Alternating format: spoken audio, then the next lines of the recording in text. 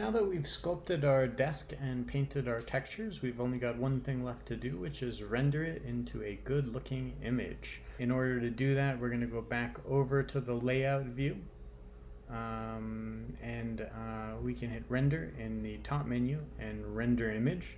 It should take a few seconds. You get a little progress bar here at the bottom. As the computer figures out how to deal with lighting and that kind of thing. And well, we can see we got a little bit of a problem here. The angle of the desk and the lighting and some of the items above it. So we're going to want to spend a little bit of time arranging and kind of perfecting our scene at this point. So the first thing I'm going to do is grab the camera here, and we can select the camera in the top right, and we can actually go here and hit right click, hit set active camera, so that we can see kind of what's the angle that our camera sees. And you can see this is what we got when we rendered. And so I'm going to go back, set active camera, and we can move it around over here on the right side and change the rotation and the height and the location to get a good view of our desk. The other thing we may want to change is our light, and we have backlighting right now, and I think I want to go to the other side, so we'll try lighting it over here. And well, let's see how that works. We could try rendering it again, see if we're a little bit closer, and then we could try arranging some objects, try to make it look a little more like someone's using the desk. All right, so we've got a better angle. I think the lighting looks a little bit better, but we've got these weird shadows because the paper's kind of hovering above the desk and the pencil's hovering above the desk. So let's go ahead and deal with that as well.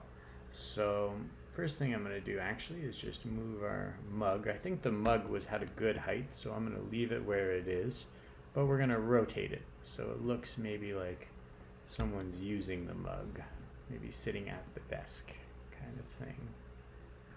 And we're going to take the paper here. Now the paper, the problem was that it was floating in the air, and we've got this little tool up here called Snap. And if we click Snap and then edit the options here, we can select Snap to Face. And if we do that and we move the paper, it should just land right on the desk. And so that looks pretty good to me. I actually think the paper's a little small still, so I'm going to make it a little bit larger at this point. Oops.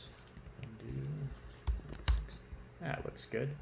And then I think I'm also going to duplicate it. So we've got a couple of pieces of paper here as well. And we'll just kind of overlay them over each other. And well, let's render it again and see how we're doing. I know we still have to edit that pencil, but it looks like it might be a little bit better now. Yeah, there you go. So the paper is snapped right down onto the desk. It no longer has that really weird shadow, and so looks a little bit better too with the mug being rotated, and the paper looks kind of a little more used and lived in. Let's do the same thing now for our pencil. We're going to snap it downwards and then maybe just give it a little bit of rotation. I'm going to hit Z so that it only rotates along the one axis. And well, we could duplicate our pencil too and then have two pencils just for fun. And let's try this one more time, and hopefully that'll look good. If we need to make more changes, we always can.